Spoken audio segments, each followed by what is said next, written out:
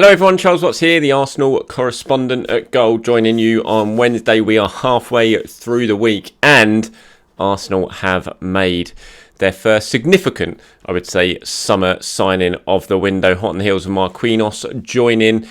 Now we have Fabio Vieira all confirmed. Finally, that announcement come in last night about 5 o'clock after a day of waiting, and Arsenal's social team being very, very clever and sly with the old tweets, beginning with the letters of his name. And how some of you guys even spotted that, I have no idea. It wasn't. I think it was when the I came about that I started seeing it on social media and thinking, is this just coincidence or what? But yeah, football clubs, they like to have fun with the way they announce these. So Fabio Vieira on board, Arsenal's new number 21, 5-year contract for him, about £35 million from Porto.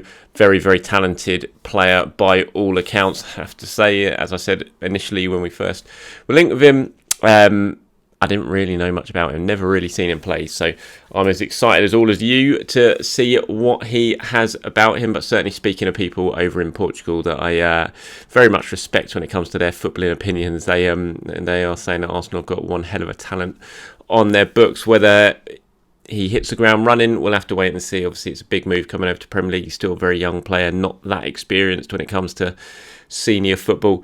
So it'll be interesting to see how he gets on. This is what he's had to say after his move from Porto. He says, "I'm thrilled. This is an important step forward in my career. Arsenal is a huge and historic club, so I'm delighted that it is my new home. Arsenal is a historic English club, one of the biggest in the world. Everyone knows that Arsenal are a fantastic team. That was one of the main factors behind me choosing Arsenal. I really like the way the team plays, and I can't wait to get started." He was then asked about, what sort of player are you, what your best attributes, that sort of thing. He said, "I'm an attacking player who looks to find space between the lines to be able to finish off moves, either with assists or by scoring goals. I think those are my main attributes that Arsenal fans can expect from me. I'll always give my all for the team." When you look at his numbers for Porto, he's certainly very, very influential when it comes to the final third, even if it's not scoring goals, certainly by assisting goals. I mean, you look at his numbers. I think it was 27 games for Porto last year in the league. Only 15 of those were starts, and he scored 6 goals and got 14 assists.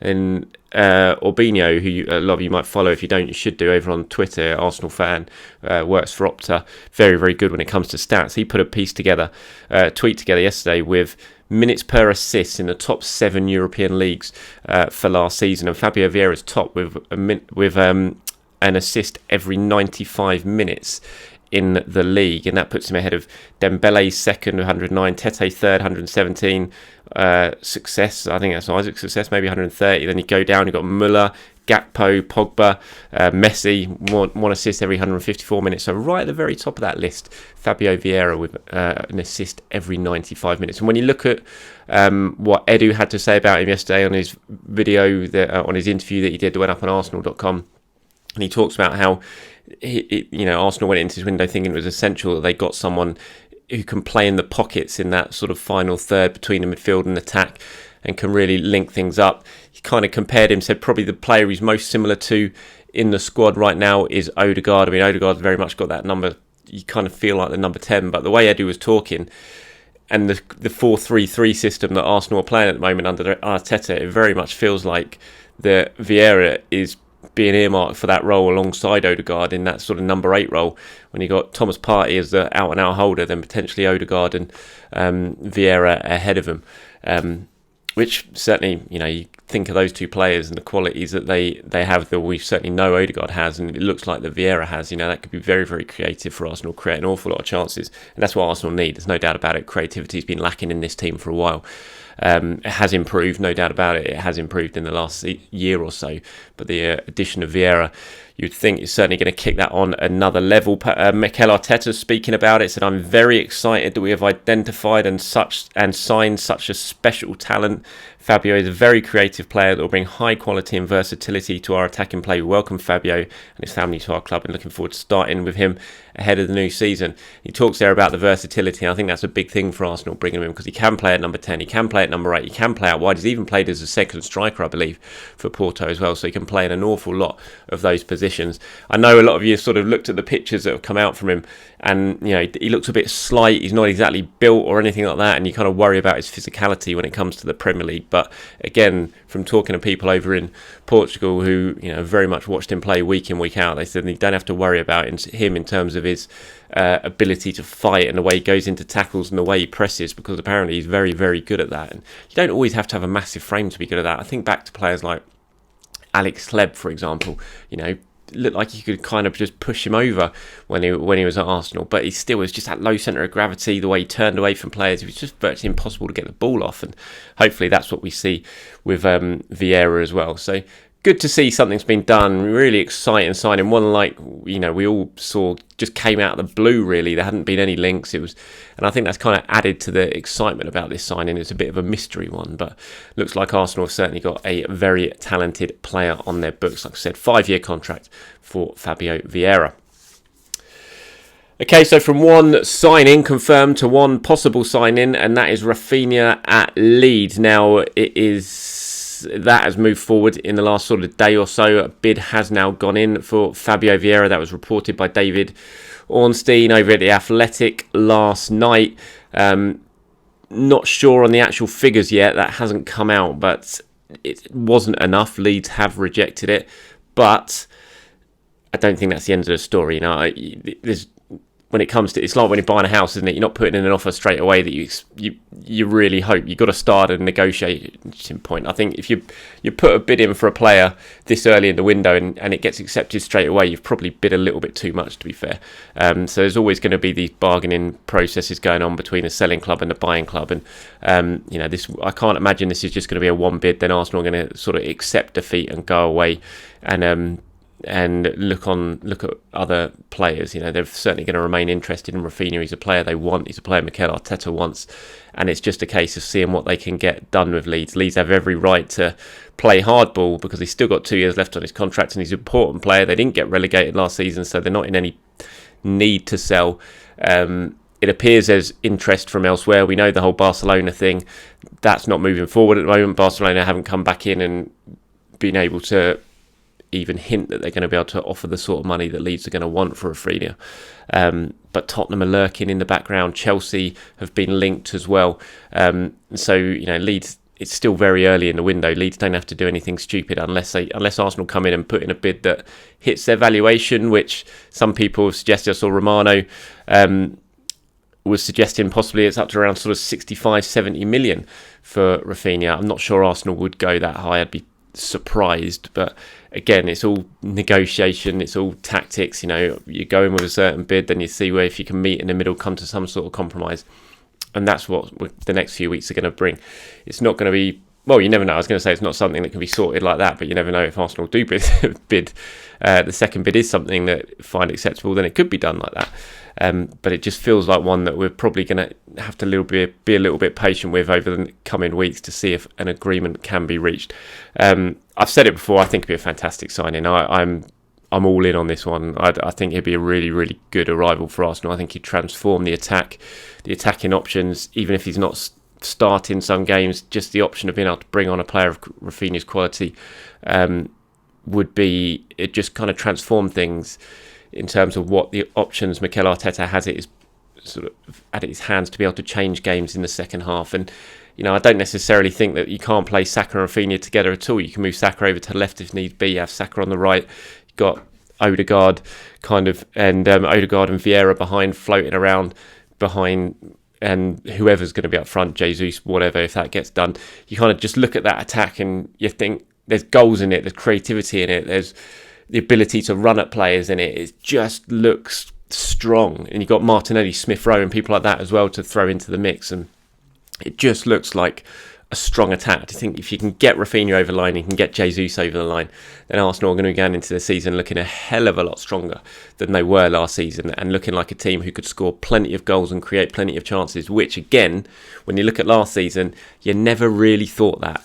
And so that's why, I'm all in for it. I'd love to see this move get over the line, but we're a long way from that at the moment. Arsenal first bid gone in, rejected by Leeds, and now it's going to be a case of who blinks first, perhaps in negotiations, and more importantly, I would say if anyone else really throws their hat into the mix and offers something, comes in well over Arsenal's head, and then that might be an issue for Arsenal. But we'll have to wait and see on that. But that's the latest from on the move for Raphinha. Edu's been talking yesterday after the announcement of Vieira. Edu's been talking about that signing, but also what else is to come in the transfer window. Some interesting comments, I thought, from Edu. He certainly didn't really temper expectations, did he, ahead of these final, whatever it is, left of the transfer window, couple of months, 6 weeks, whatever it is. Sometimes you get, if you do see these interviews, you get technical directors, managers playing it down a little bit, not wanting fans to get too excited and raising expectations. But Eddie's kind of gone the other way in this. I thought he was very, very strong. He said, "We are really happy with what we're doing and look forward to finishing the window the way we planned it. We as a club here internally are very, very excited to go and keep going for the summer. I think we prepare very much well the strategy to go into this summer. There's still something to do and we're excited to keep going. We want to see a club like Arsenal with a young squad, an exciting squad with a big, big future. As I said last summer, the idea to have a young squad is to give them the opportunity to play together for 2, 3, 4, 5, 6 seasons. We still have a lot to do, but we are really excited to start the season with the players that we've targeted and the players that we want to sign as well. I'm quite excited. I think we have some good conversations and positive conversations. I hope we can give the fans some good news." So definitely not really tempering expectations there, is he? You kind of read those comments and think he sounds pretty confident there's going to be, a couple more at least exciting signings coming in. He says he's excited. He wants to give the fans good news.